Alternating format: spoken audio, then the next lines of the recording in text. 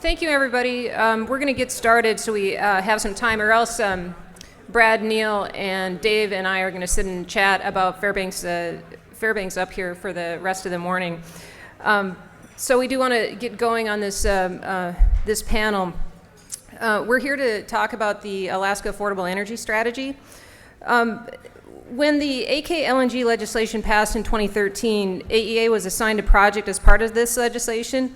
And as Senator Kukesh mentioned when referencing the development and funding of PCE, the gas pipeline authorization also came with the statewide approach, and that's what this morning is about in this panel discussion. So we're going to hear from three panelists about why you should all care about the Alaska Gasline project, about how this could mean energy cost relief to communities all over the state, not just those close enough to tap in, and about how you can weigh in on the process. The AKAES will be recommending a set of near and long-term strategies for improving the affordability of energy in rural Alaska.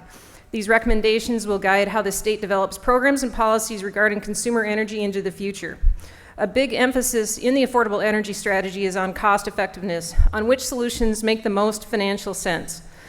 The affordable energy strategy has already shed a lot of new light on different variables leading to the cost of energy in any particular community and other critical factors in your energy decision making, such as understanding the risks with different technologies and project types, look at potential regional approaches, be able to compare communities, your communities to similar communities, understanding if there may be effective ways to move to alternative fuels, and perhaps most importantly, pay for projects without a significant amount of grant funds from the state in the future.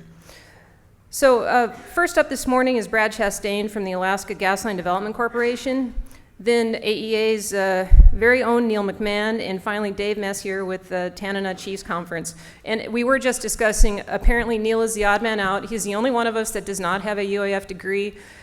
He does have two from UAA, but we decided that really doesn't count. So anyways, Brad's talk is about delivering natural gas to Alaska and its benefits, which could be far-reaching. What is the proposed pipeline? How will AGDC determine if gas can be delivered to communities or not?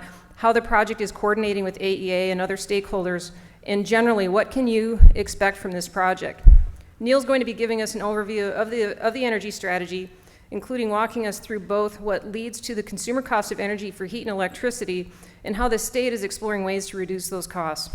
And Dave's going to wrap up with TCC's experience with the regional energy planning process and regional energy projects and how all those fit in and affect the region's view of AKAES policy and development. So with that, we're going to get started with Brad's presentation, and then we'll take some questions at the end.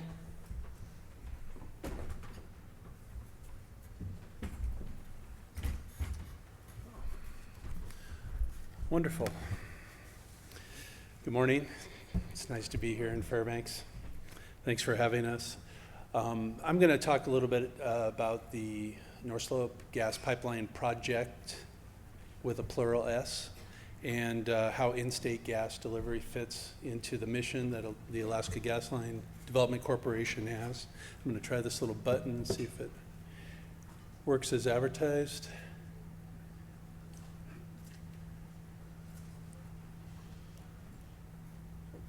And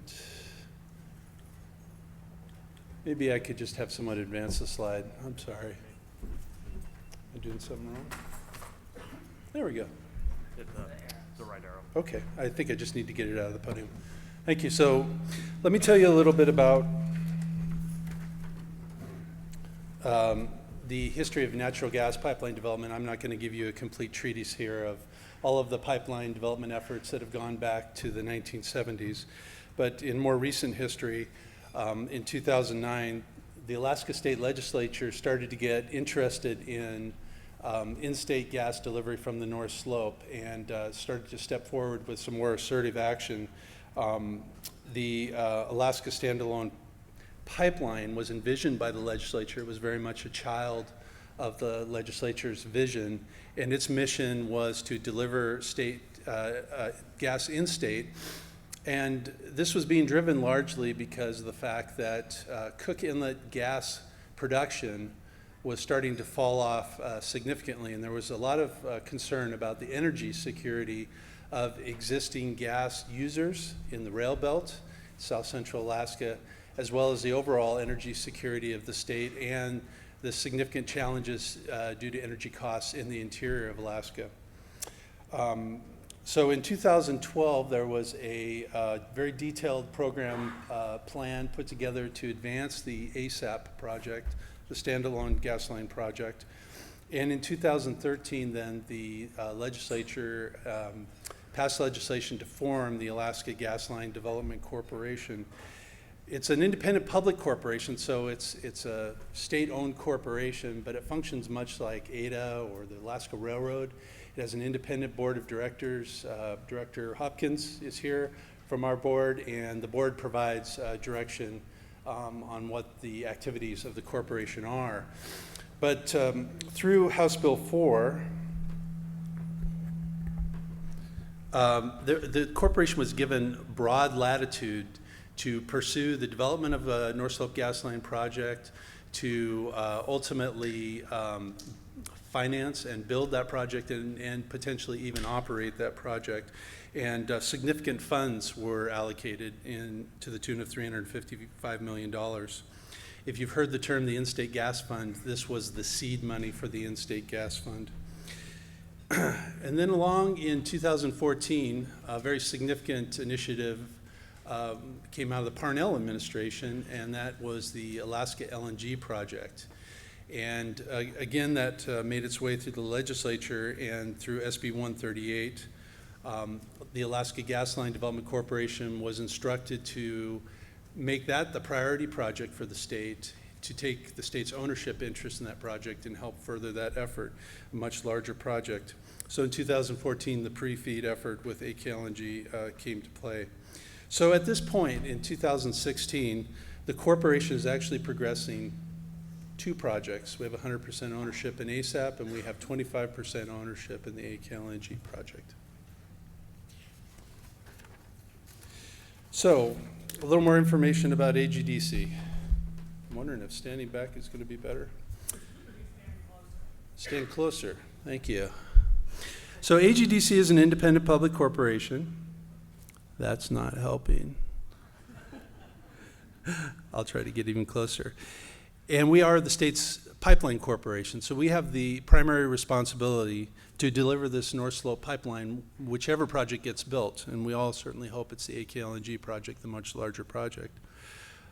We also have a role in helping other important stakeholder organizations, not the least of which is the owner of the state's gas, which is the Department of Natural Resources, and then the Department of Revenue, which has taxing authority over the state's assets and the leaseholders on the North Slope. So in that respect, AGDC is responsible for helping them accomplish their mission, which is a little bit different in that it's to provide the best overall benefit to the state for its resource development. So there's a lot of sort of competing interest here to juggle.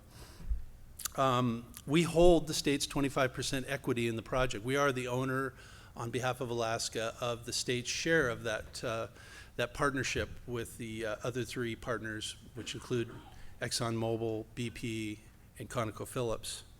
And then we are going to be the transporter of the state's gas, which will come in the form of royalty and tax if the state makes the decision, the DNR makes the decision to take it in kind. But there's a third project. There was the original ASAP project. There's the current priority project, AKLNG. But this, through House Bill 4, AGDC was given a very specific mission to also be accountable for furthering progress and ultimately delivering in-state gas delivery to Alaskans. So we call that our third project inside the corporation. And it's project agnostic. It doesn't really matter which project ultimately moves forward. A large diameter North Slope pipeline is required to deliver gas in-state to Alaskans. And then our job in my team is to go ahead and plan that and work with all the stakeholders involved and all the policymakers involved to make sure that happens. Okay, a little bit more about the two North Slope gas projects, because I find there's a lot of misconception. It's confusing if you don't spend every day working on this stuff as you read the news, trying to figure out what folks are talking about and which project they're talking about, and of course the inevitable questions of when are things happening. So with regards to the AKLNG project, this is the state's priority project.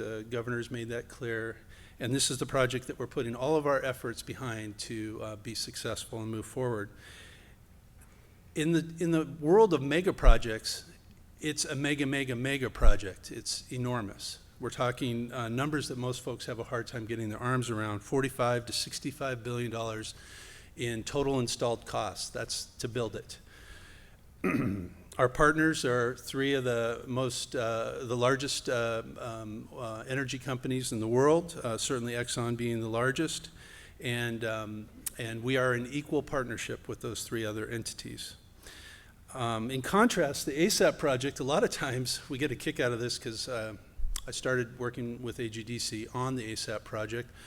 People call it the small line or the little pipeline.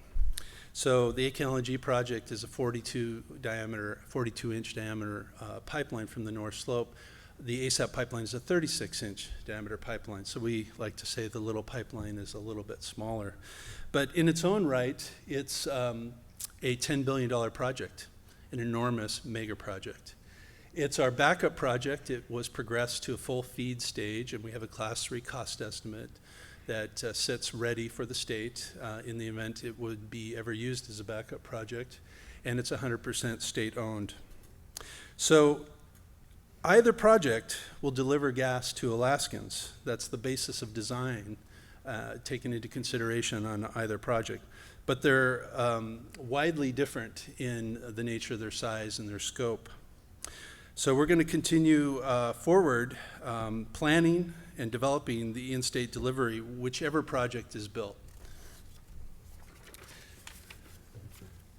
So just to kind of put it in the simplest terms, our mission as a corporation, as a state-owned corporation, is to deliver natural gas to in-state users, and we have to balance a couple things. We have to balance the maximum benefit to the people of the state, which is in our statute, and we also have to provide delivery at commercially reasonable rates.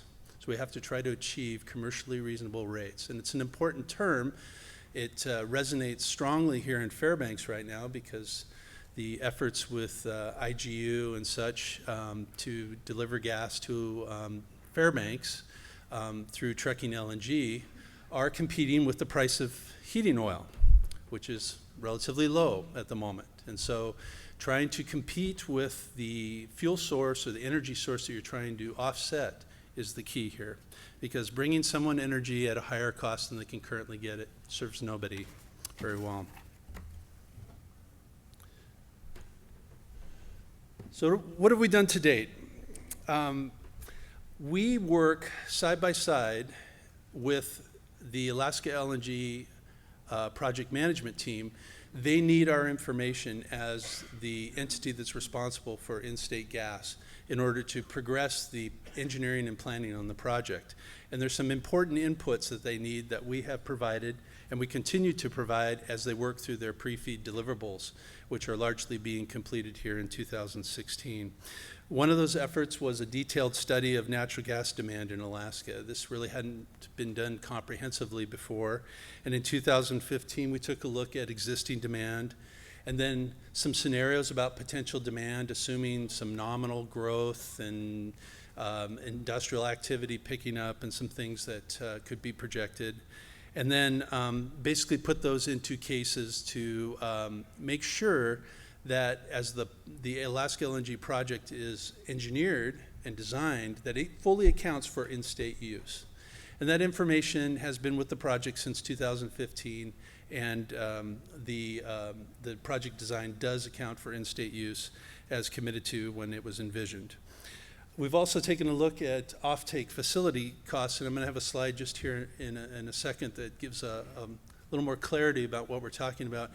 The Alaska LNG project, the scope of it includes interconnections for in-state gas, but everything beyond the interconnections, so think of it as a flange, it's the easiest way to think of it. Everything beyond the flange from the large diameter pipeline is responsibility of others. And AGDC kind of sits in the position of helping all of the others figure out what happens beyond that interface. So one of the things we had to do is we look at the economics of getting gas to a particular community or to a population or to an industrial user. Is there are facilities that are required to let down the pressure on that gas, which is relatively high, to strain it, to meter it, and do some other things, and ultimately get it into either a lateral or a local distribution system. And so we've got some conceptual costs around those offtake facilities that we're working with. The board of directors at AGDC also formed a gas aggregator subsidiary.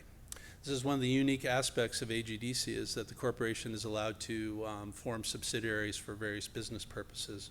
The first subsidiary was an aggregator subsidiary, and the concept there is that rather than all of these small users that would have direct access to gas going and trying to cut deals for supply of gas from North Slope producers, that AGDC would basically consolidate that demand, and we would act on behalf of all of those smaller users to basically get the best deal for Alaskans.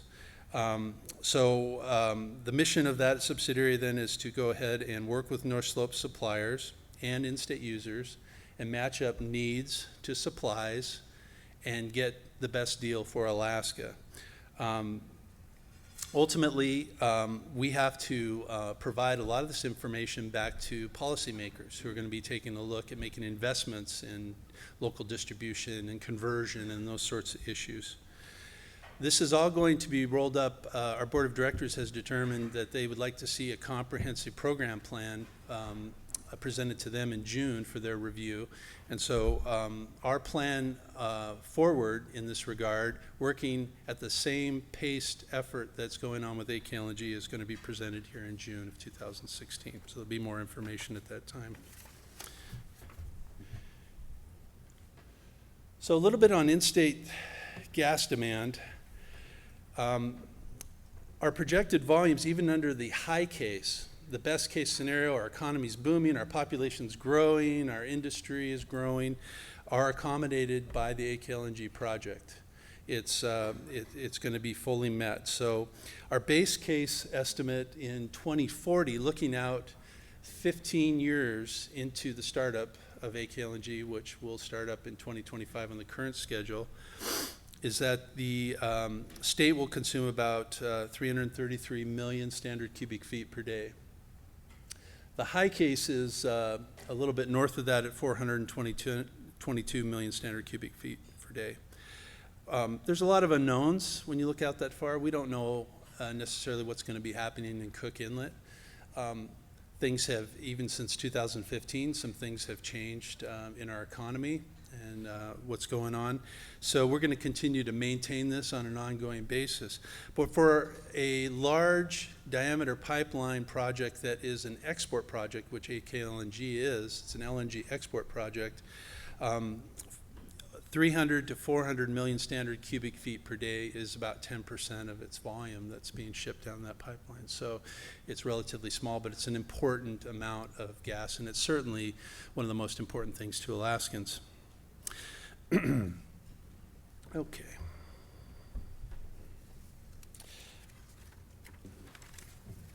I told you a little bit about interconnections and offtakes. So this is a very conceptual and simplified drawing that probably could be refined sometime in the future. It seems to find its way into all of our presentations. But essentially, the AKLNG project takes gas produced from the Point Thompson unit, the Prudhoe Bay unit, goes into a very large gas treatment plant, which is designed to remove impurities and CO2 and treat the gas to what they call an LNG spec, where it's appropriate to be liquefied at the end of the pipeline.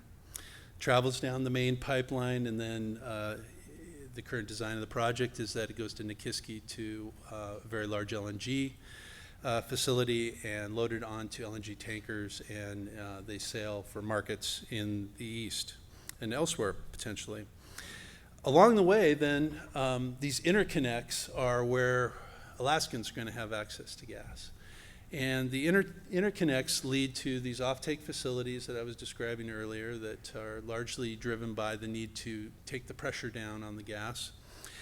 And depending on where the users are, there's often a lateral involved. So let me step back here a little bit and give you an example of the lateral that is probably most important to the folks here from Fairbanks and the interior, and that would be the Fairbanks lateral. The scope of the original ASAP in-state gas pipeline included a Fairbanks lateral by statute. It's a 30-mile, 12-inch pipeline that would come from the Minto Flats essentially over to Fairbanks and supply gas to Fairbanks. That component is not part of the AKLNG project, so that will be part of our in-state gas efforts. And that'll be very important because it is going to obviously take gas to our second largest city. So this lateral component there you see in the middle with that arrow pointing down would be a 30-mile pipeline that would come across to Fairbanks. To other communities, it may be a shorter segment of a smaller diameter type of pipeline.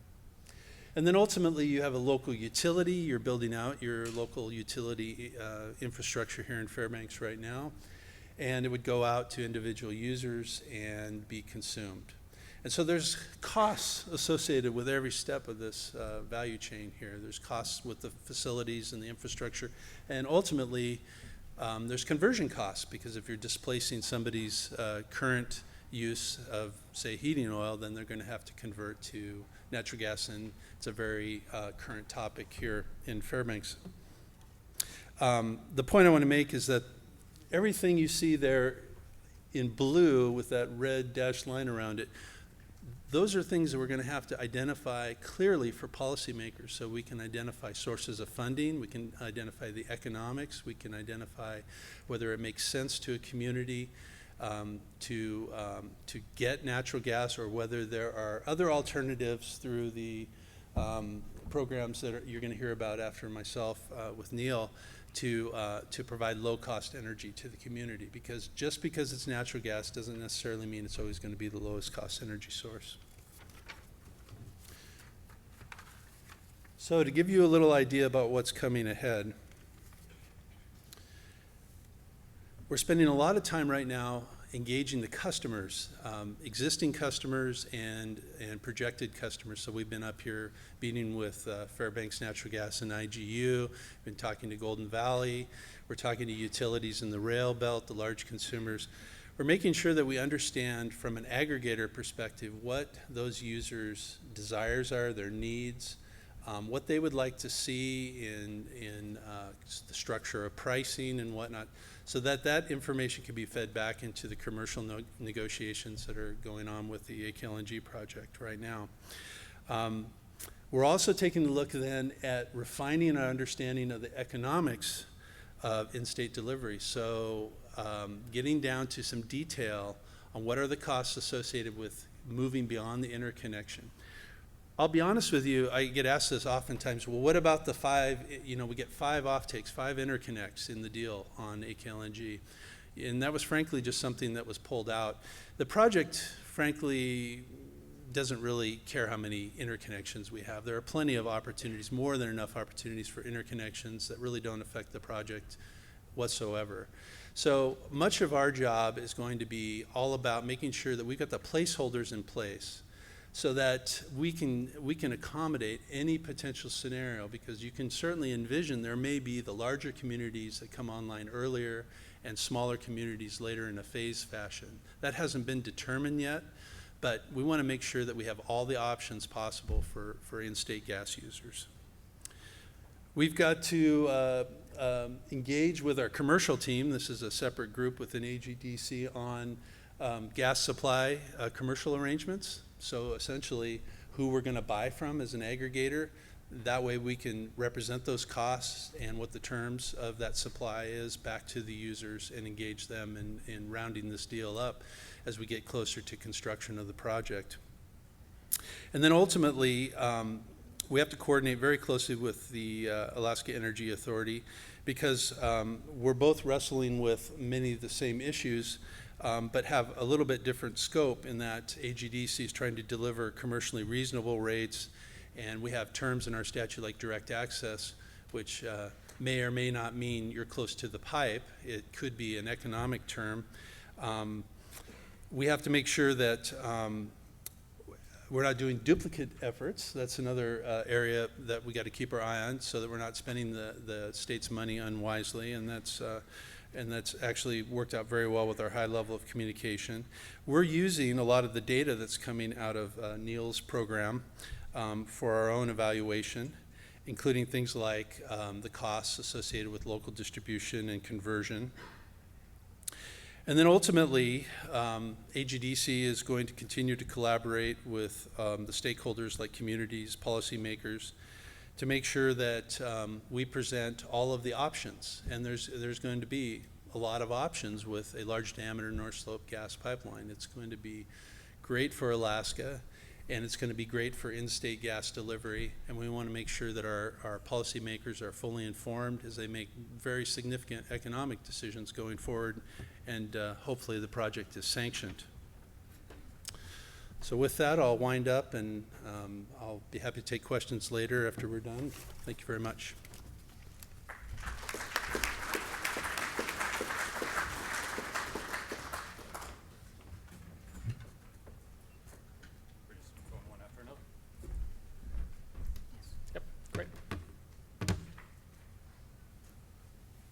Hi, everyone. I'm Neil McMahon. I'm the program manager for the Alaska Affordable Energy Strategy. And what that is, we've kind of talked about some of these things already. We're trying to come up with ways to reduce the cost of energy in communities. This was, I'm just going to skip ahead a little bit. There we go. This was set out in statute in 2014 as part of the AK LNG legislation, which is why we started off with Brad. Get a sense of where that's coming from, and then how we're going to deal with that, how we're going to bring more affordable energy to communities. We started this a couple of years ago. We are required to present recommendations and proposed legislation to the legislature by January 1st, 2017. So we are in the process of writing a rather substantial report, and that substantial report will have possibly proposed laws, which is why this is really important. This is some way in which we can look at programs for Alaska's communities, and how we can perhaps improve delivery of service to communities. Okay.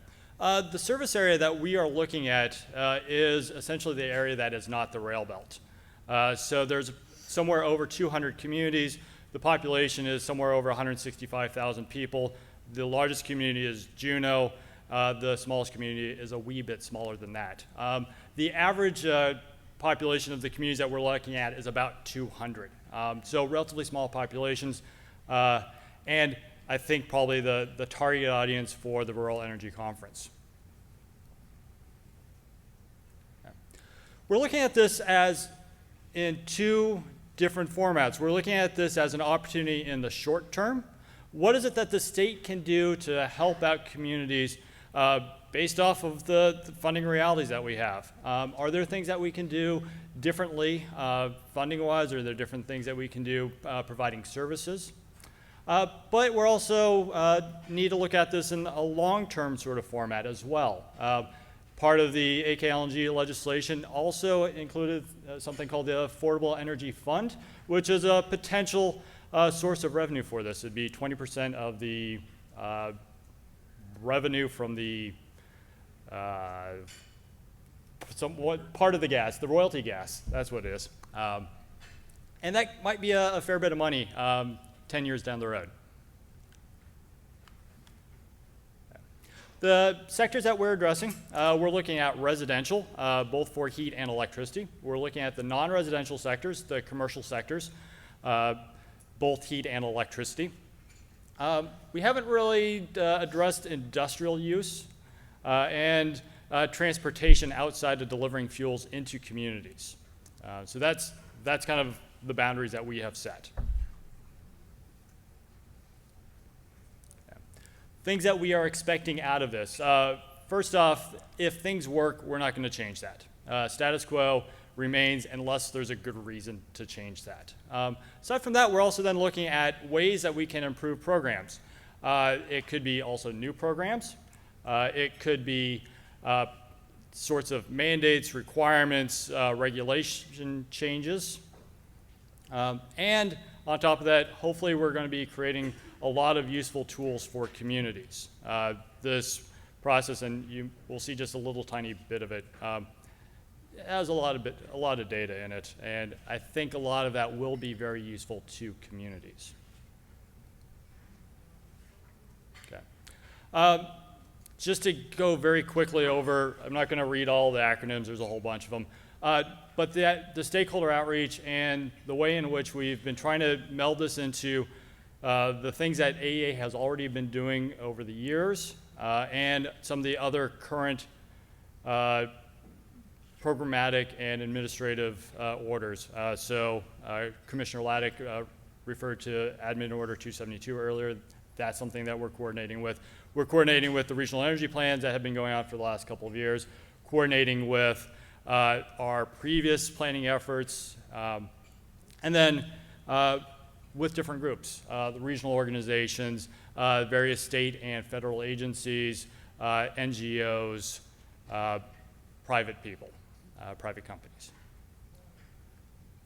And I'm going to go through this kind of impressionistically. I'm going to post this on AEA's website once I get back to the office. So if you want to delve into anything in more depth, will be a great place to find things. Okay. So structuring this, first to go into what are the things that drive the cost of energy. And then the second part of this will be how might we change any of these things?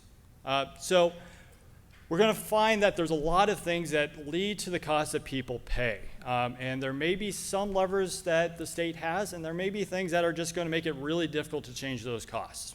So that's what this next section is about. Okay. So let me, yep, there it is. So we're going to try to get down to what the total consumer energy cost is. Over on the left-hand side here, we've got electricity, and over on the right-hand side, we've got heat. To get the energy cost for electricity, we're looking at what the rates are that people pay, and then how much people consume. Both of those things are intertied. You can't really have what people pay without thinking about both what they pay per unit and how many of those units they are actually purchasing. So the first thing that we're going to be looking at is going to be heating fuel. So we're looking at what's the cost per gallon is the metric that we're going to be using for the next slides. Okay. And just as a note, as Dave was mentioning to me earlier, he thought that I used to be a normal guy, and now I really kind of like graphs. So if you like graphs, you're going to love this presentation. There's a few of them. If you're less excited about them, you're still going to really like it. At least that's my hope. Okay, so this is the things that lead to, oh, that's loud. The cost that people pay for heating oil. This is just going to be a kind of an average community. There's a whole bunch of things going on. It's a little bit complicated. So what we're going to do is we're going to take this relatively slowly. So first thing that goes into the price that people pay is the price of that commodity. We're going to have crude oil, and we're going to have that crude oil refined into heating oil, diesel, whatever it may be. Then the next thing that we're going to have to do is get it to an area. The first thing that we have to do, most of this is looking at coastal communities or communities on rivers. The first thing that is generally done is it's brought on a really big barge called a line haul. They're 2 to 3 million gallons, and they go into large hubs, Nome, Naknek, almost to Bethel. Then from there it gets onto a smaller barge, which is anywhere from 50,000 gallons to 350,000 gallons, depending on what the river's like, the conditions, all sorts of things. But what we have is there's a whole bunch of things that you have to pay in order to get that fuel. You've got a boat to pay for. You've got people who are on that ship who have to get paid. You've got the fuel to run that. You've got insurance. There's a whole slew of things, and that's what all these lines are. Then you have to store it in the local community.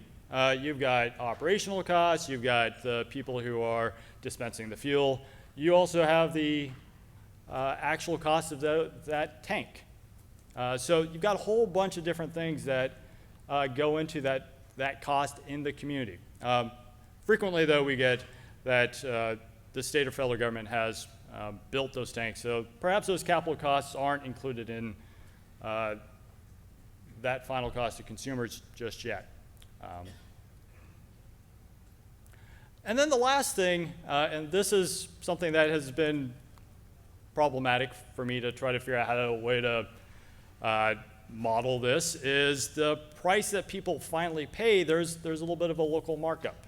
And this is anywhere from 50 cents a gallon to I've seen as much as $4.50 a gallon. And I don't know why, what it is. I just had a meeting yesterday with one of the services that deliver fuel by air, and he said that just a few weeks ago, he had delivered fuel into a community. He said it was like $5.50 or $6 on his delivered end, and the next day, one of his pilots went to purchase fuel, and it was $9.50. And he's like, I'm not quite sure exactly why that is. But it's an interesting thing that a good portion of that final cost is something that is a local decision. Okay. So roundabouts, if we're looking at $6 a gallon for heating fuel, about $1.25 of that is the price of the diesel itself. About 90 cents is getting it to that place. About $1 of that would be storing it at that community, and then maybe about $2.50 of it being some sort of local markup. So over at the end here, there's a lot of different little pieces. And what the next part is after we go over the electricity is how might we change some of those things? Okay. So this next bit, we're going to be looking at this and pay the rates for electricity in terms of dollars per kilowatt hour. Okay. So the first bit is the fuel cost. I'm trying to use the same numbers as the last bit of slides just to be somewhat consistent. So we're looking at about $3.50 a gallon. Trying to use average for the communities that receive PCE. So the average efficiency is about 12 kilowatt hours per gallon. Average price that people have been paying, at least this year, look to be in the mid $3.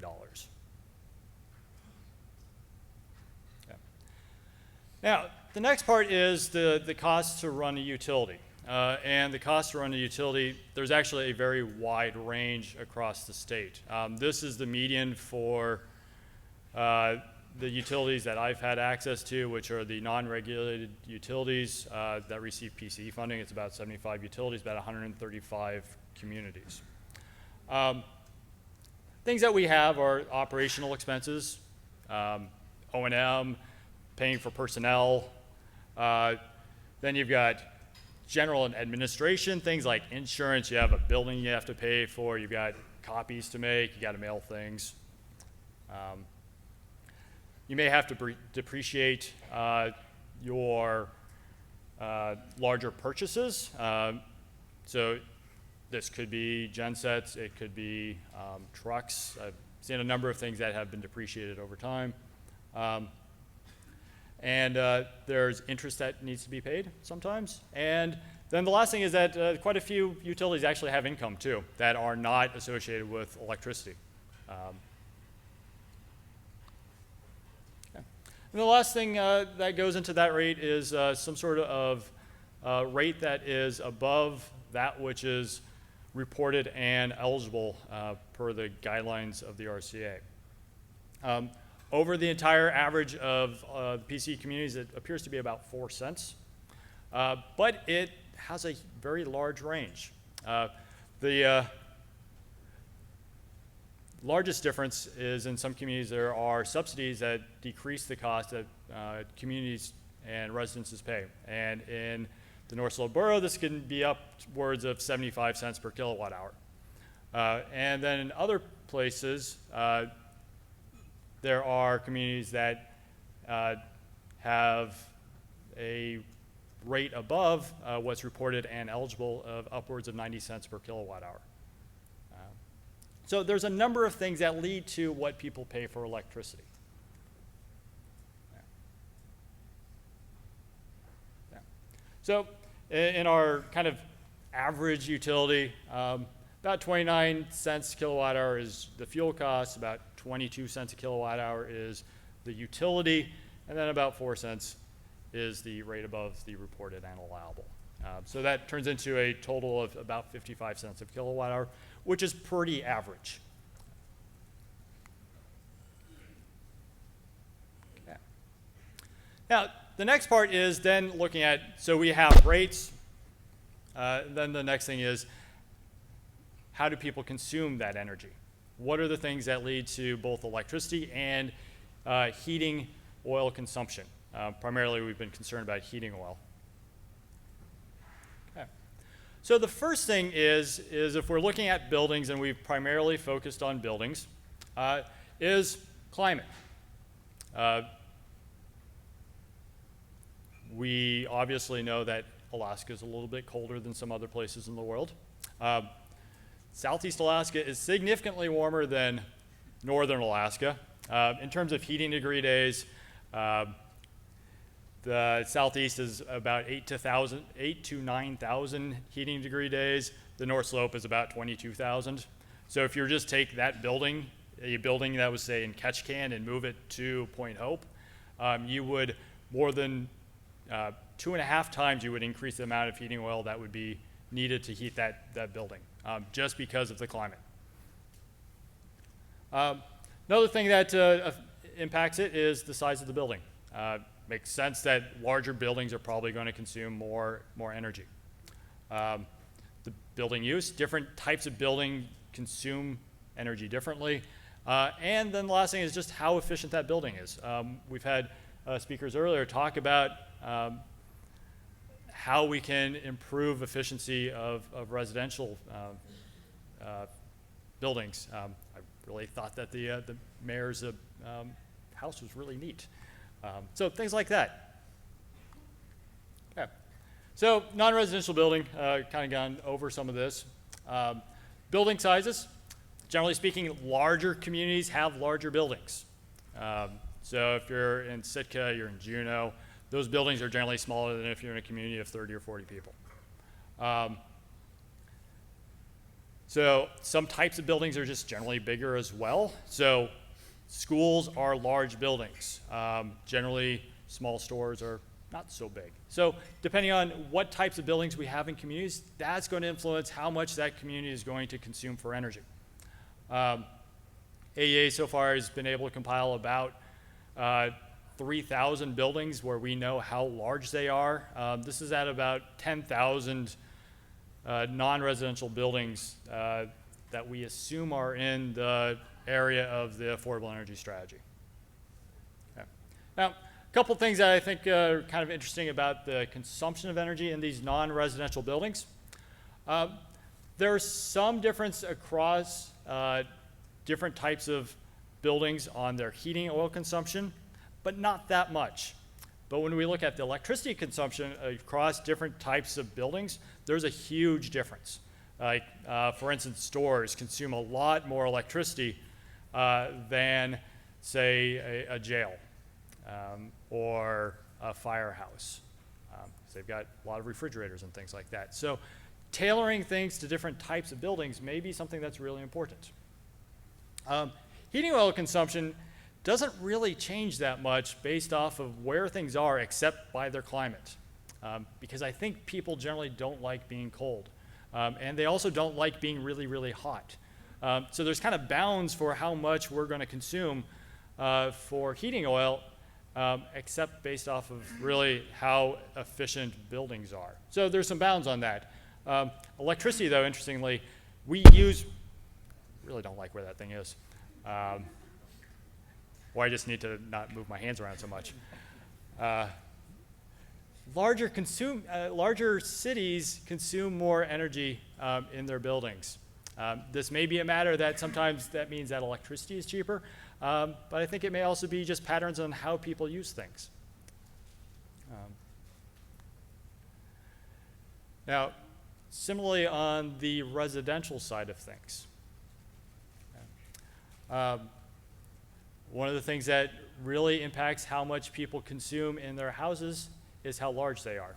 And there are very large differences across the state for how big people's houses are or where they live. In some communities, the average square footage is under 500 square feet. And in others, it's over 2,500. So just comparing those things, the ones that have larger houses, their entire community is going to need more fuel brought into it than the ones with smaller houses. Not that I would suggest that people need smaller houses. I like having a decent-sized house myself. We have records of about 17,000 residents across the area, so we've got pretty good information about them. Okay. How people consume the things that we've talked about. The climate really matters, the size of the building, and the quality of those buildings. There are some areas that don't just use heating oil. There's a fair bit of electricity used, particularly in Southeast. And in interior Alaska, there's quite a bit of firewood. So there are places where trying to displace heating oil is not perhaps our the prime thing that we're really needing to look for, because people have already found a different solution. Now, when we look at the energy consumption in an average community, so this is average over the entire affordable energy strategy. Residential heat, and this is in terms of units of energy, not dollars. I'll show you that one later. But as units of energy, residential heat, non-residential heat are the primary energy that is consumed in communities. Residential electricity, non-residential electricity are still sizable, but quite a bit smaller on a per unit, on units of energy basis. Water and wastewater, quite a bit smaller. These things do change depending on the size of the community. So very small communities, sometimes the water and wastewater system accounts for 20% of the consumption. But overall, it's relatively small. It's one of the reasons why it's really important that we look at things on a community basis, because communities are very, very different. It is very difficult to make a one-size-fits-all for every community in Alaska, because there are different challenges, there's different opportunities for every place. Okay. Now we're going to look at the electricity cost and the heating oil costs. Yeah. So combining the previous work, all the probably 30 previous slides, we can see that residential heat and non-residential heat are still the primary cost for a community. And remember that I am doing this without power cost equalization. So this is including the portion that the state is contributing. Non-residential and electricity costs are actually now more sizable because of the things that we had earlier. You have to convert diesel into electricity. You have to have a functioning utility, and those all require investment. Those things all are going to increase costs. So even though electricity is much less on a unit, there's many less units of electricity consumed, the total cost does actually bump up quite a bit. Okay. Now, what we're looking at now are strategies for trying to change this. And these things, I think, get interesting. This is where I think things are really fun. We've got a lot of information. We got a lot of things that we might be able to do to help communities. And then it's like, well, how do we figure out how much those things might be able to help, and are they going to be cost effective? So I'm just going to go through some potential strategies right now. We're still in the process of doing studies. We've still got things that need to come into us, so we don't really have any answers right now. Just trying to go through how are we thinking about this, and hoping that people will engage in the near future and look at some of the things that are coming out of this program and see if these things align with what your communities are interested in.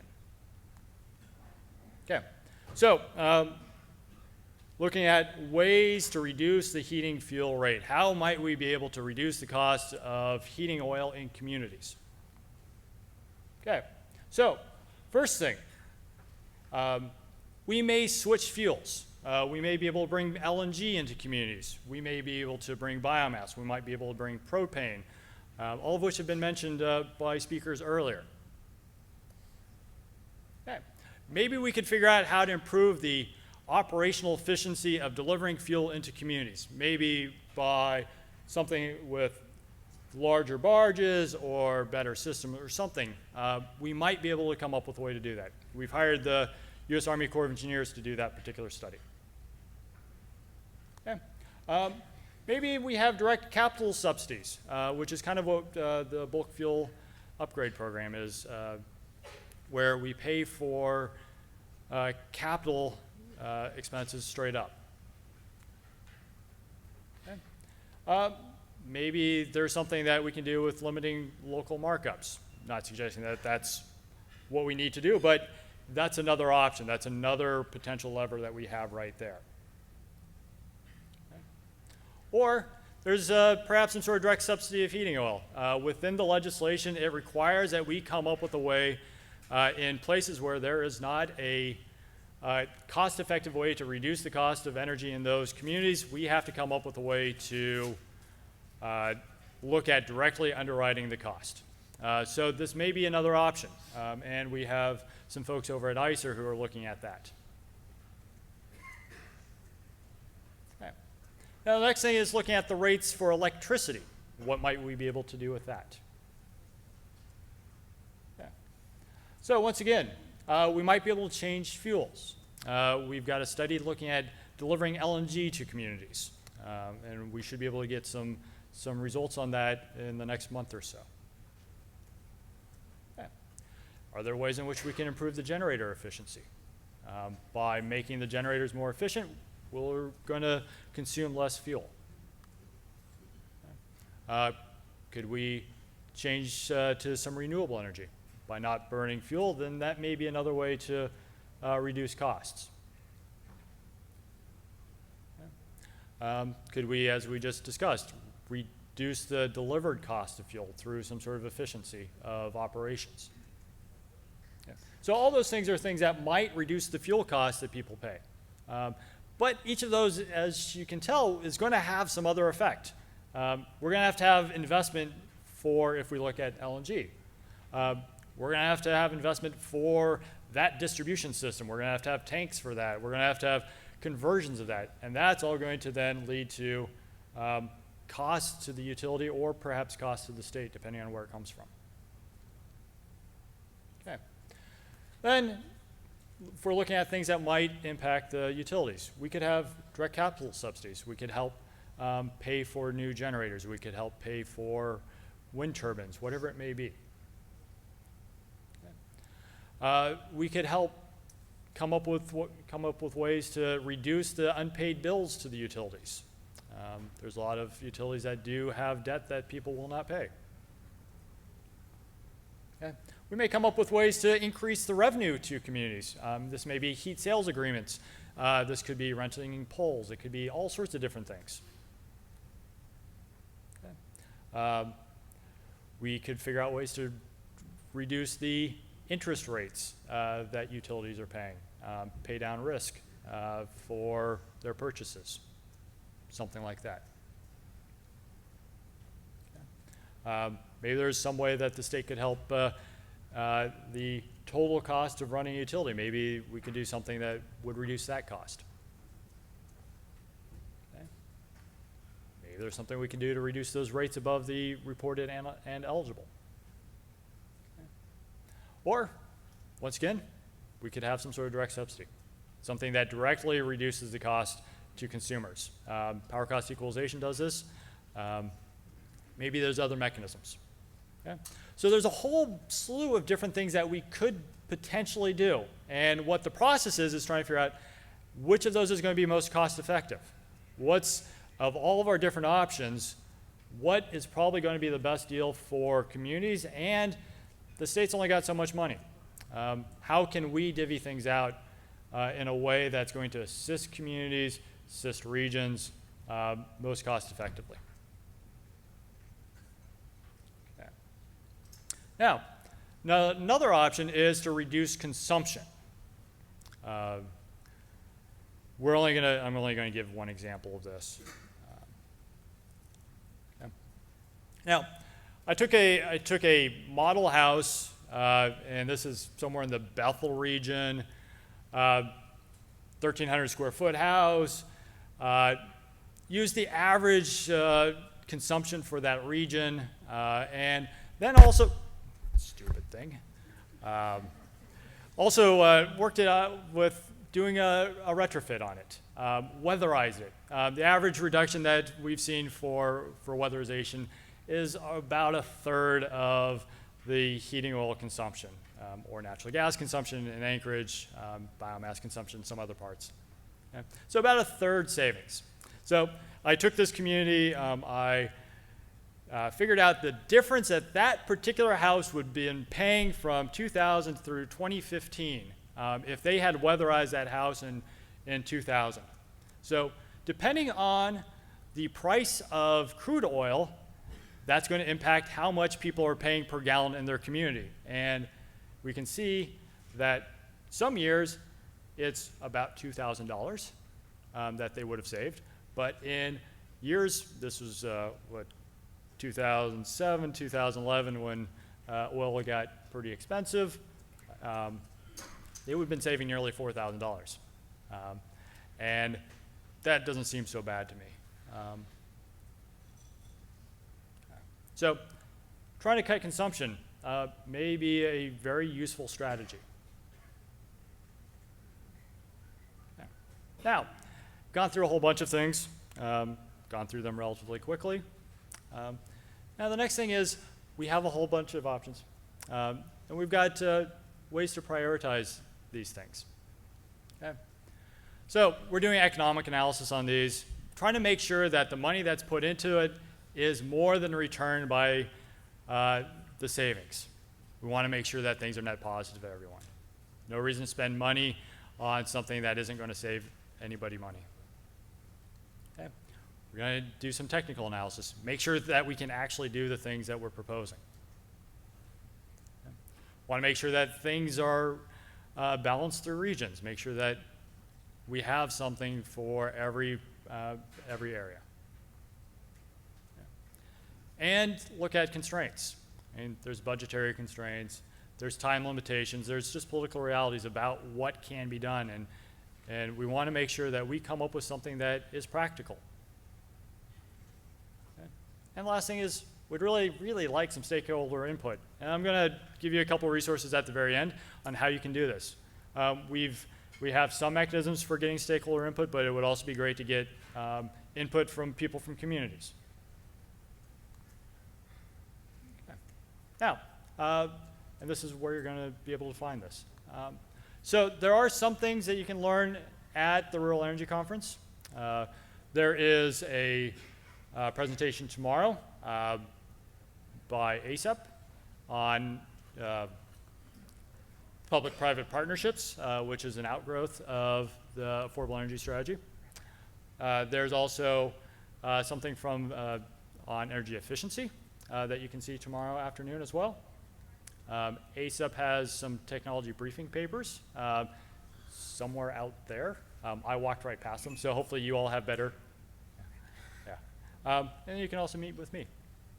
And then you can you can get some information from AEA's website. I'm going to be posting all these reports that we get. We have a listserv that you can join, and I'll put out all the updates to that. So as we get new things, we'll push those out that way. Okay. We've got an online survey that you can take that'll give us some information about what communities care about. And we've got a handy little email that you can send things to. And that's all accessible through AEA's website. So that's all I got right now. And Dave will be up next.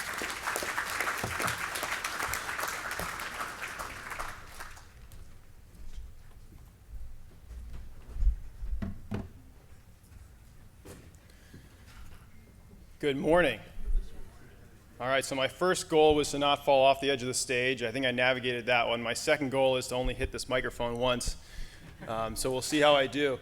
So my name's Dave Messier. I work with Tanana Chiefs Conference as the Rural Energy Coordinator, and I manage and facilitate energy efficiency and renewable energy projects across the interior of Alaska. So Neil asked me to come up and present with him in a manner that I couldn't refuse. He said, Dave, I'm sure you're like the popular girl at the dance. And I said, my word, Neil, I do declare. So I really appreciate the opportunity to come up. And this is a really simple breakdown of TCC's approach for facilitating energy projects in rural Alaska. Collect information and plan. Try to focus on efficiency first. Don't try succeed and focus on efficiency first, and then move towards renewables. And I'm going to walk you guys through an example of this in action. This is a photo of the Lakeview Lodge out in Minto, Alaska. In 2013, the tribe was totally burdened by incredibly high energy costs. They had a check signed from a vendor here in Fairbanks that wanted to sell them a biomass boiler. I think the check was for $35,000. The tribe didn't know where to turn. They had it signed and ready to mail, and then they got put into the Department of Energy START program, and we were able to more effectively, I think, walk them through the correct process. So this is a building built in the 1980s, I believe. Keith, correct me if I'm wrong. Fairly leaky, old wood windows, consumed a lot of energy. The estimates ranged in reports we found to up to about 10,000 gallons a year. For a small tribe, that's a huge burden, right? So if they had done a biomass project right off the bat, they would have been spending that money instead of on a heck of a lot of diesel, they would have been spending that money on a heck of a lot of cordwood, which still wouldn't have achieved the goal of reducing their energy costs. So instead, we got them into the Department of Energy START program. We had some technical assistance from the Denali Commission, from our friends at the Alaska Energy Authority, from our friends at NREL. Everybody kind of converged on Minto, walked the tribe through some steps, and basically moved them in the direction of energy efficiency on this building. So IRHA was contracted with. They led a crew of mostly local guys, added 4 inches of foam on the outside of the building, fixed the insulation and the vapor barrier in the inside, added a bunch of insulation in the attic space of the building, did LED lighting and more efficient pumps throughout. And what we ended up with was a huge success. We're estimating that they saved about 50% on their energy bills. And another big important thing for a small tribe like Minto is that this 10,000 square foot building, some of it was unusable. People couldn't, because they had no control over the heating system previously until it was repaired. So they had some buildings that were, just too cold to put anyone in during the winter. So, we got to them in time, I would say, ended up doing a much more effective energy retrofit of the system, and now finally this summer, after they've significantly lowered their heating load, we're going to go through and do a biomass project with financial assistance from the Alaska Energy Authority, which we greatly appreciate. But I bring this story up because as I've been helping with the Alaska Affordable Energy Strategy, that's kind of an example in my mind on a smaller 10,000 foot view of what the state is trying to do. They're trying to correctly plan and prioritize projects so that they can maximize benefits to rural communities who are not going to be affected by the Gasline. And that's very much what my program at Tanana Chiefs Conference seeks to do. So a little bit about me. It's three things. I grew up working on a farm. I somehow got into an Ivy League institution, and I really liked sleeping on small tribal village council floors. So I spent a lot of time out in the communities, but I can also talk to folks like Neil who are dealing with the more complicated aspect of it, some of the graphs you guys saw on the last slide. So again, why did I mention this? There are really useful incremental policies and programs that can be implemented through the Affordable Energy Strategy that will have a significant and meaningful impact out in rural Alaska, and it really The root of that comes from folks who are in this room giving the Alaska Energy Authority feedback about what they're experiencing, because the view from Anchorage, the view from Fairbanks is significantly different than the view from Minto or Koyukuk or Galena or anywhere else in rural Alaska. So being able to ground truth some of those things is really important, and I'd like to think that's one of the things that I'm able to do on the advisory board. So this is an energy map, a really broad overview of some of TCC's projects. To give you a firearms example, this is kind of like a shotgun approach. Where we've had money in the past, we've been able to work with communities and implement projects. The log represents biomass projects, the sunshot represents solar PV, and the light bulb represents energy efficiency. And so we've had an impact in a number of communities, and since I put this little map together in about 5 minutes, there have been additional projects added in many of those communities. But the goal is, and one of the things that we embarked on also with the Alaska Energy Authority through their regional energy planning, is trying to prioritize and focus our own efforts to make a coordinated approach towards energy efficiency, towards renewable energy, and towards getting lower energy costs out in our rural communities. And so this is more of a shotgun approach. We need something that's a little bit more refined, 30-06, 22 with a scope, something along those lines. And that's what we're moving towards with the funding that the Alaska Energy Authority has provided for our regional planning efforts. We were able to go out to our communities. It happened mostly over the last summer. We worked with a contractor here in town and the good folks at AEA and did stakeholder meetings to prioritize energy projects out in rural Alaska, and then also to do an inventory of rural communities, their energy systems, what opportunities we all saw as energy professionals that they could potentially take advantage of, and what the community wanted to see. And you guys, I'm sure I'm repeating this, but there's no one-size-fits-all approach, and that's something that Jed's realizing with, or I'm sure he's realized already through his years of work with rural communities, that each community has a little bit different reality. The structure of who owns the fuel company, who distributes fuel, who owns the electric utility, who sells the electricity in the community. Those are all, they vary community to community, and so trying to put a one-size-fits-all approach into that dynamic is probably not going to succeed. So through the planning effort, we put together a plan that was more or less a list of resources, but also included these fantastic community energy profiles, which to my knowledge is the first time that I've seen something so easy to digest that just gives you a real quick snapshot of a rural community. On this one page, we've got diesel generator sizes, we've got the average electric load and the peak loads in a community, we've got the population, the types of generators, and also which buildings have been weatherized or looked at for weatherization opportunities. So a huge benefit of these was evident. I think the Interior had 3 communities selected this morning for the RACI competition, and these community profiles are directly responsible for the amount of time that it took to prepare those applications and the amount of information that was just nice and easily accessible at our fingertips to put in applications that were real world relevant to the community and will have a meaningful impact. So again, thank you Alaska Energy Authority for your support on that, and that's one of the smaller steps I think we're taking to kind of advance the work of the Alaska Affordable Energy Strategies is through the community or the regional planning activities that are ongoing. That again, if the Alaska Affordable Energy Strategy is more at the 50,000 foot view, this is more at the 10,000 foot view for a regional specific, and then the work that I do is sometimes more in the 500 foot level.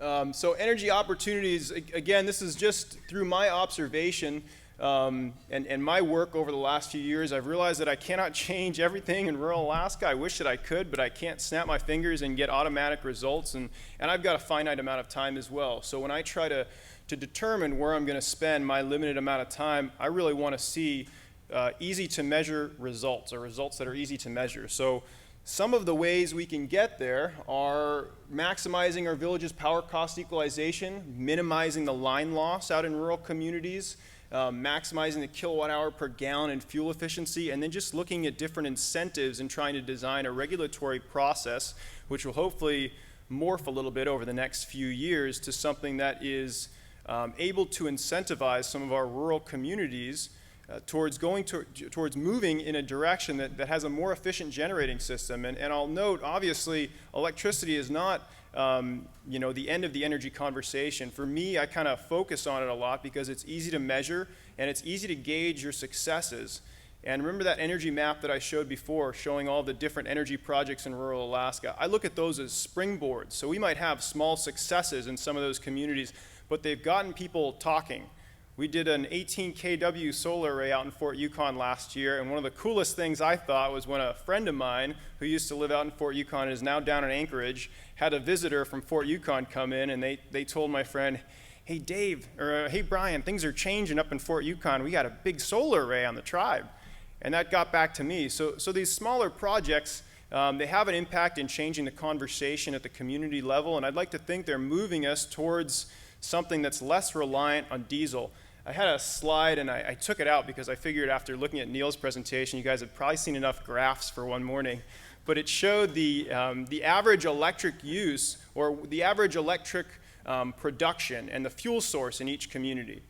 And in most of the regions, or in each region, most of the regions it was split up. There were small chunks for hydro or small chunks for wind. In the interior, 100% diesel, 100% diesel. So I would offer to some of the folks with suits, how would you guys like if I took your entire retirement portfolio and I put all your eggs in one basket? That's kind of how we feel in the interior. We're relying on one energy source, and that's got a little bit disheartening feeling because we have no control over the price of world oil prices. Zero, zip, nilch. So trying to diversify at the very least, increase energy efficiency most certainly, but increase the diversity of the fuel source, that is an important priority for rural communities, and it also involves them in the process. They are part of the solution rather than just an outside player.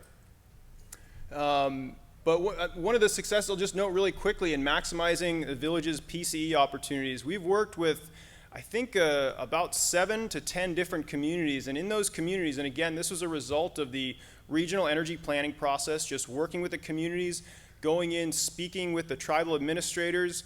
We found about $250,000 a year worth of power cost equalization credits that were not being taken advantage of. That was about $50,000 to $80,000 a year on a clinic out in Fort Yukon. Another $10,000 a year at the tribal hall, $50,000 a year for the Alakakit Washateria.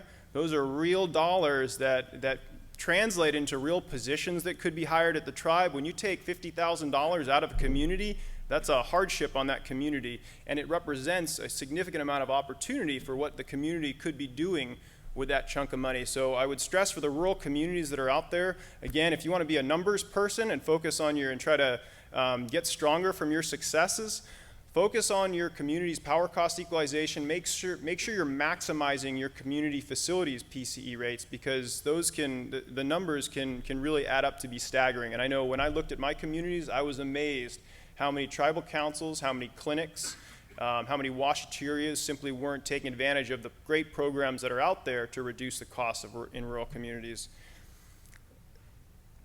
Energy efficiency, obviously the single largest impact I think that we can have in our communities is just focusing on energy efficiency, and it doesn't just mean LED lighting. It means looking at the transmission infrastructure. We have one community that's got upwards of 20% line loss. That means 20% of the 5.6 million kilowatt hours they produce every year is unaccounted for. That's efficiency right there, especially when AVEX standard is about 5%. It represents a huge difference and a huge potential increase in the efficiency of the community and savings for the tribe and the city and everybody in Galena who pays an electric bill. So really looking at your efficiency, again, not just of individual buildings, but in the community as a whole. And finally, this is something that I touched on yesterday for those of you who were here. This shows I'm a firm believer, and maybe I'm biased because I work for a tribal consortia, but there's a reason that my organization, Tanana Chiefs Conference, was established, because there's strength in a consortia. And that's not just for self-governance and for Indian health services, that's true for rural utilities as well. So again, I don't want to be a biased voice, and I don't want to speak for any one cooperative, but when I look at strictly the numbers and look at my rural communities and take the standalone utilities on the one side and then take the rural utility cooperatives on the other side, this is how the numbers stack up. They pay on average 35 cents after power cost equalization, the standalone communities, as compared to the cooperatives of AVEC that pay 21 cents after power cost equalization. The line loss numbers, again, a huge difference, 15% versus less than 5%. That's literally money that's just being thrown out the door and unaccounted for. So I don't want to commit or push anyone in one direction or the other, but by my analysis of the numbers, and they're a lot dumber than what Neil's doing, it definitely seems as though there is strength in a consortia in the rural communities that are standalone villages, that are standalone utilities, would have significant benefits by improving some of these basic metrics and working with the available resources at the Alaska Energy Authority, the Department of Energy, and other support agencies throughout the state that are designed and exist for the benefit of rural Alaska. Or at the very least, streamline and try to join a cooperative or form your own cooperative. And that's something that I'd like to see TCC communities move towards, some sort of loose collaboration that can allow folks to call up one another, get advice, get suggestions, et cetera. And this is especially true as rural diesel systems are becoming more and more complex, just like the cars we all drive. I don't know how to work on a hybrid, but I can keep my 97 Hyundai Elantra generally up and running, even though the check engine light's been on for 10 years.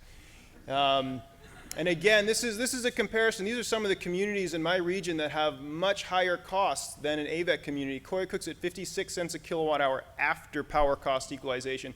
Beaver, 41 cents a kilowatt hour after power cost equalization.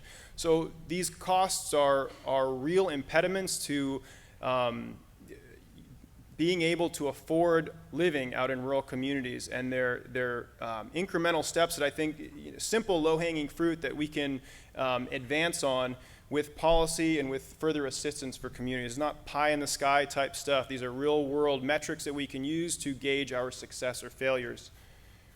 And I would just toss this out there as well. I think as I sit back and view the state's budget, if I was a rural community, and I represent rural communities, so I'm a little bit nervous. Some of the programs that have maybe evaded some of the public eye for many years because every 90 cents of every dollar that the state budget, that the state has had comes from the oil revenue. It looks like on the horizon there's probably going to be a state income tax. There's going to be less money in the state coffers. So as urban Alaska gets larger and rural Alaska, at least in the interior, gets smaller, there's probably going to be more pressure to pull back on some of the historic programs in rural Alaska. And I don't want to see that, but I'm also a realist, and I acknowledge that that's a very real possibility. So trying to make these improvements in efficiency standards and in utility management and some of the metrics that I mentioned earlier is something that needs to come from the utility, and we've got to be the early adapters, because then maybe there'll be some funding through the Alaska Affordable Energy Strategy to have a real meaningful impact. But if we're laggards and kind of lag behind, then we're going to get swept up in the budget cuts, and it's going to be a really significant, it's going to be a hard day, is kind of what I'm seeing. Just wanted to touch on one last thing. One of the projects that I've kind of been working on with some of my communities is tribes are sovereign entities, right? So I've heard in the state conversations, some legislators that are more progressive want to move towards a renewable portfolio standard. I don't know that that's ever going to happen with the makeup of the current legislature, but tribes, small communities have the ability to do that in their community. We have islanded microgrids, and the people in that community can make decisions for the most part on what happens in those communities. So one of my villages, Hughes, passed a renewable portfolio standard. They said by the year 2025 or 2030, we want to have a significant reduction in the amount of diesel that we import into rural Alaska or into our community in rural Alaska, because that's dependence, right? And if you want to be an independent sovereign entity, then you need to take care of energy independence as well. So this is one of the small things that we're doing to try to, again, have an impact, move the conversation forward, and better prepare ourselves for what's hopefully going to be some funding coming down the pipeline for rural energy work. So with that, I've probably gone over time, and thank you guys for your attention. Have a great day.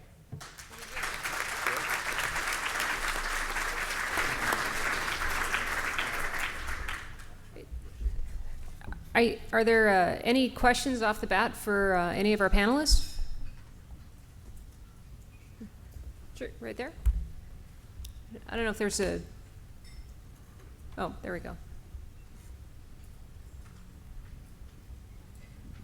Thank you. It had been mentioned that in some of the communities, rural, that the markup on fuel was $4.50 a gallon as an extreme, which would be about 50% or so of what was actually paid. Was that strictly for private households and entities that were using it for heating oil, or was that markup also transferred on into the electrical powerhouse for their gen sets? That is strictly for the residential or non-residential customers, not to the utilities. Okay. There are a few communities that do buy their diesel from a second party within the community, but it's relatively rare. Okay, thank you.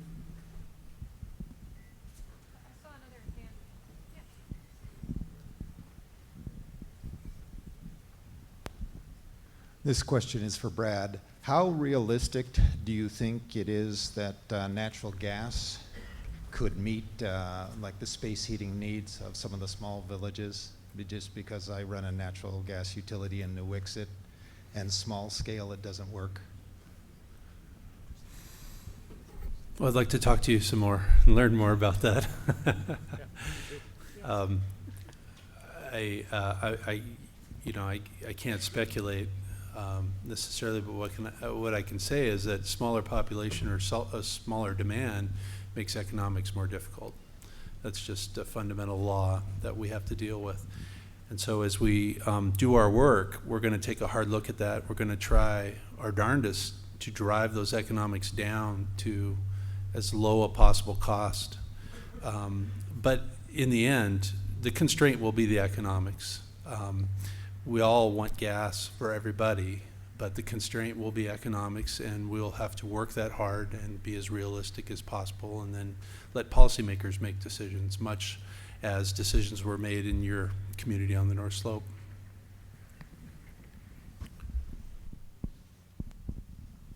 Hi, I'm Shirley from Grayling, and I have a couple of ideas that I haven't heard yet. How do I start? I mean, I know you have to have an engineer, you have to have studies, so who do you start with first? I'll answer that one, Shirley. I think please stop by the AEA booth, and with respect to the project that you're looking for, one of the things that we really want to emphasize at AEA is really, we have subject matter expertise, and we want to be a solution center. Want to make sure that we start with if there are questions, if it's something related to housing, that's something that we can work with our partners on AHFC to make sure that questions are answered and how you can do that. And we have other resources available, some of it internal to AEA and other entities and other subject matter experts that we can contract with to help folks out or to point you in the right direction on who could help you out specifically. So start with the booth. We have community assistants, Chris Goba and Jed Drolet are here. They're probably the best place to start, and they can tell you, depending on your project, which one of our project managers would be best to start with.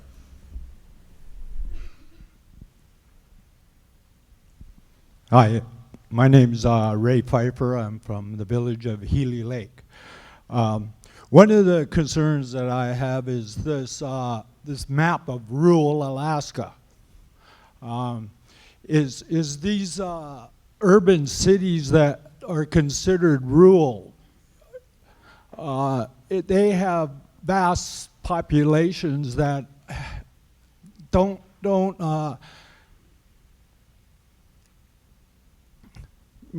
fit the village. The villages are rural. We all know this. Do we continue to consider Fairbanks a rural community, North Pole? From what I understand is we're all rural, even except Anchorage. How is this splitting up the pie when it comes down to rural? When we're seeking funding, are we competing against North Pole, Fairbanks, Eagle River? I'm concerned.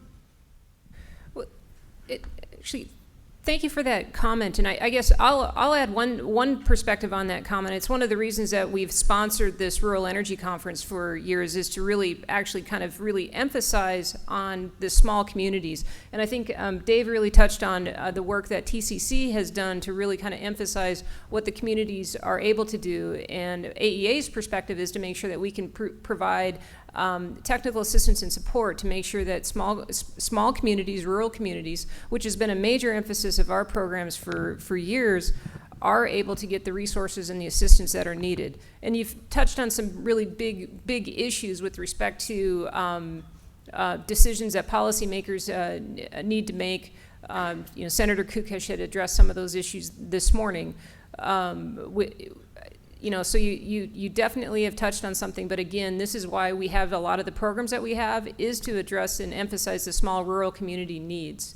And whether people are defined as, or communities are defined as rural or not, it's a matter of perspective. In the lower 48, Alaska is considered very small and rural, and energy size and the amount of energy consumptions that we have as a state is very small with respect to the rest of the United States.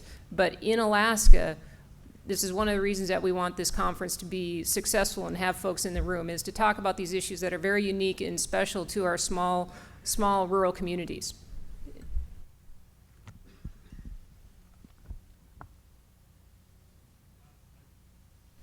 I guess the only thing that I would add, for the affordable energy strategy, we are required to come up with a plan for the parts of the state that wouldn't have direct access to a natural gas pipeline.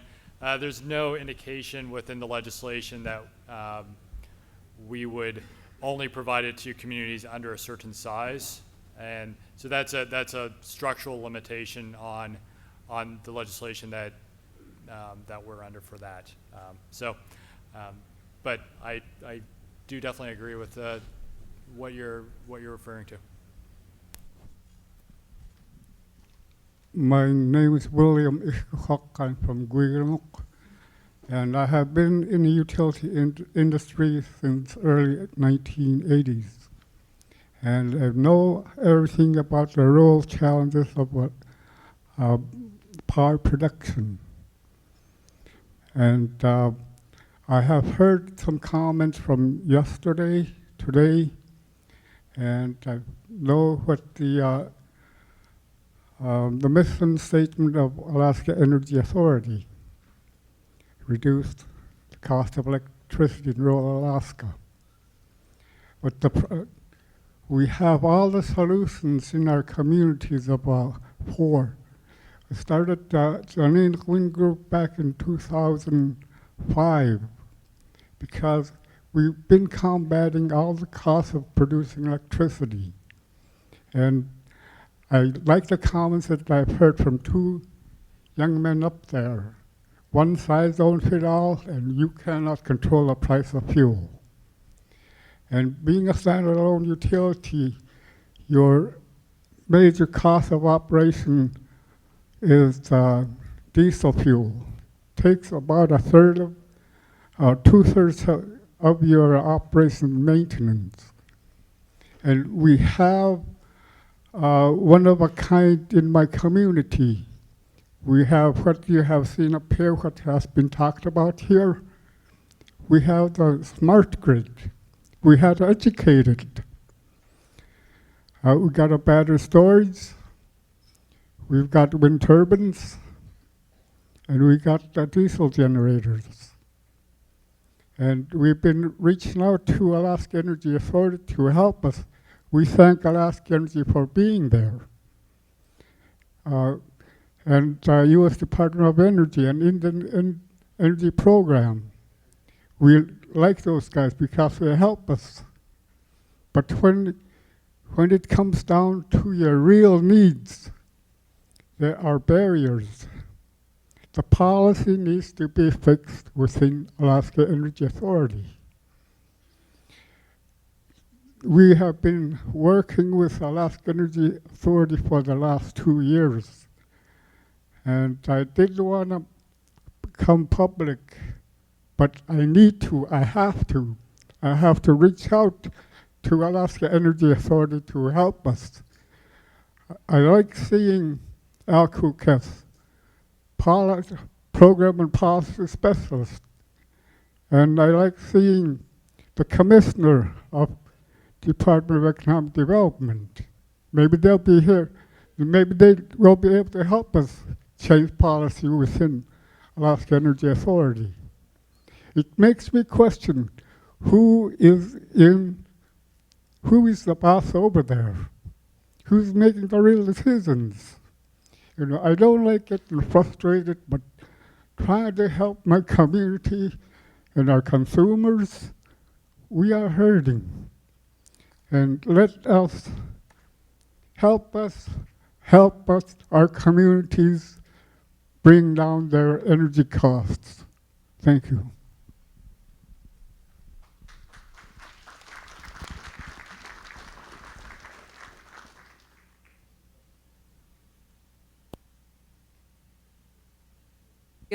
Tomorrow morning. So we'll be looking forward to meeting with you and discussing the pending loan that we have, loan information that we have with you, and looking forward to having that discussion with you and your community members.